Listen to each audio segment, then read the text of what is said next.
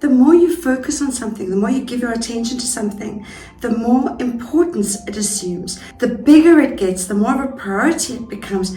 And you know what? The thing you focus on tends to be the thing that dominates your narrative about yourself. Do you really want to focus on what you're not good at and what you need to fix about yourself? Or do you want to focus on what you really are good at, your strengths? Hi, my name is Karen. I'm a clinical psychologist and welcome to my channel. I've been a psychologist for over 15 years, and probably the biggest thing that I have learned from my clients and also from my own experiences is that it is better in life to play to your strengths. I'm going to give you 5 specific reasons why it is important for you to play to your strengths. Number 1, there is 0 point in attempting to fix your weaknesses and focus on your weaknesses. You know, the more you focus on something, the more you give your attention to something, the more importance it assumes. The bigger it gets, the more of a priority it becomes.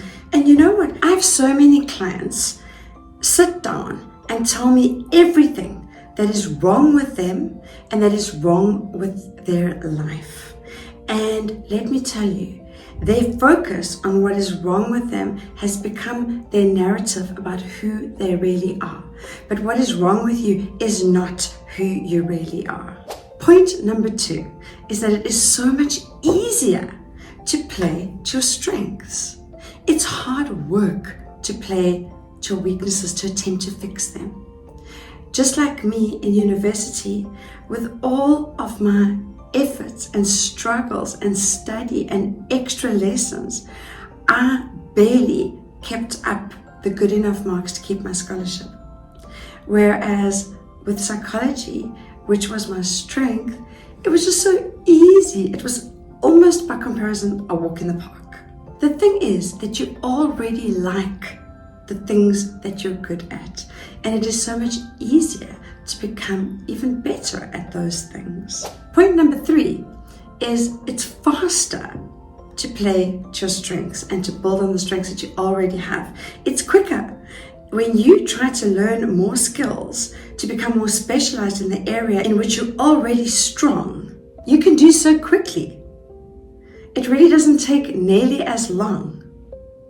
When you build on skills that are complementary to the skills that you already have and to the strengths that you already have, it's enjoyable and it happens way faster than forcing yourself to learn a new skill where you don't have an interest and you don't have much skill already.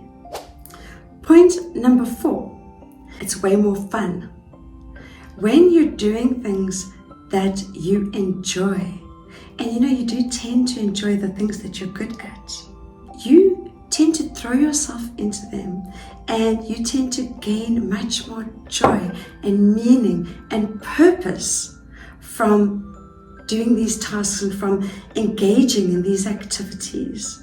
So if you're already somebody who loves fitness, for example, it's going to be fun for you to learn about fitness or to become somebody in the fitness world, to open a business in the fitness world, than for somebody who's always been a couch potato, right? Your base level in this area is going to be higher than people who don't already have a strength in this area. If you're enjoying this video, then please click the like button and the subscribe button and turn on that notification bell. I really appreciate your support. And point number 5, my last point, is that when you play to your strengths, when you operate from the areas in which you are already strong, in which you already have an interest and an enjoyment, then you offer way more value to the world. You offer value to other people, partly because you're more fulfilled in yourself as a person. You get more meaning from the things that you do. And partly because when you're good at something and you enjoy something and you offer it to the world, you are providing a light in this world. You are making things better, not only for yourself, but for other people.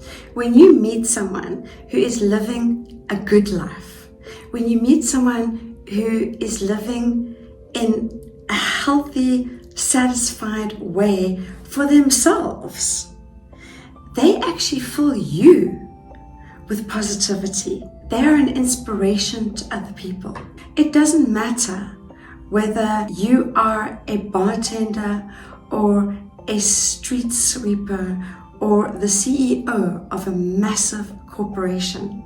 If you are someone who feels satisfied with yourself and with what you do in this world, your sense of inner peace actually creates a light all around you that makes things better. To illustrate this, I'd like to tell you a little story about me and my studies. I went to university with one objective: to qualify in a degree that would help me to find a job where I could make lots of money. I was ambitious and I wanted to have the good things in life. I didn't grow up with a lot of money, so it was a big objective of mine to have some kind of financial security. And I thought that having a job, a stable, safe job in something like a big bank would be the ideal way to get this for myself. So I went to university and I did my honors degree in commerce, business. I always hated numbers. I always battled with maths, and I just didn't enjoy the kind of dry quantitative information that makes up the vast majority of a business degree. Nevertheless, I threw myself into it 100%. I was determined to succeed, and in fact I did succeed, but I worked so hard, especially in subjects like economics and maths. It was hard. The only subject that I found easy was the subject that I had taken just for fun. I took psychology because I thought it might be interesting and it might be useful to me to understand people as I ascended the corporate ladder as I expected myself to do. The thing is, I just fell in love with psychology. It was so easy for me. I couldn't wait to go to lectures. I couldn't wait to write my essays and do my assignments. And so I continued through my degree. At the end of my undergrad, I had lost someone, and this really made me reevaluate what I was doing with my life and where I was going. I looked ahead and just didn't really like the direction. I had a good hard look at myself and I asked myself, can I really see myself working in this environment for the rest of my life? And I just couldn't. I chose to do psychology instead. I have never looked back. It was the best decision I could possibly have made. Being a psychologist has enabled me to spend my days doing what I love. I count myself so lucky to have chosen this direction instead of the one that I nearly went on. I hope that you've enjoyed this video. If you have, please let me know in the comments, and please click the like and subscribe button, of course. I hope I see you again soon. Thank you for watching.